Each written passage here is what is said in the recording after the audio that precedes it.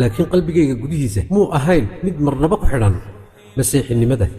ma jirto diin aan ahayn diinta islaamka. waxyaalaha markaa aan kiniisadda ku arki jirayna waxay ahaayeen qaar aanan ku qanacsanayn marnaba oonan run ku salaysnayn. ma jirto wax odhanaya masiix waa ilaahay amba odhanaya waa inankii ilaahay. waxaa jira wax odhanaya waaxidul axad, waana allaha keliya.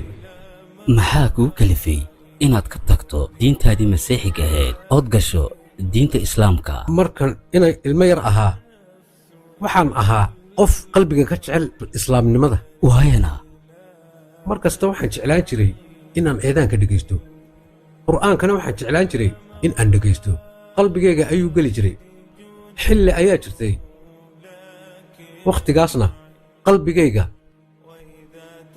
xilligaasna qalbigayga ayaa raacay islaamnimada. ma jirto diin aan ahayn diinta islaamka. yacni run ahaantii waxaad ahayd qof islaamnimada ku dheggan. anigoo ay da'daydu jirto 7 sanno oo aan kiniisadda joogo waxaan baran jiray luuqadda dibbiga, waxaan baran jiray laxamada, waxaan baran jiray sida xoolaha loo qalo. gacanyare ayaan u ahaa baadariga labada gelinba. laakiin qalbigayga gudihiisa muu ahayn mid marnaba ku xidhan masiixinimada.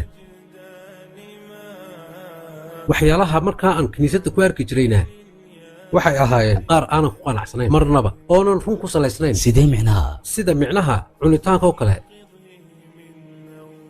cabbitaanka iyo cuntada loo samaynayo masiix calayhi salaam.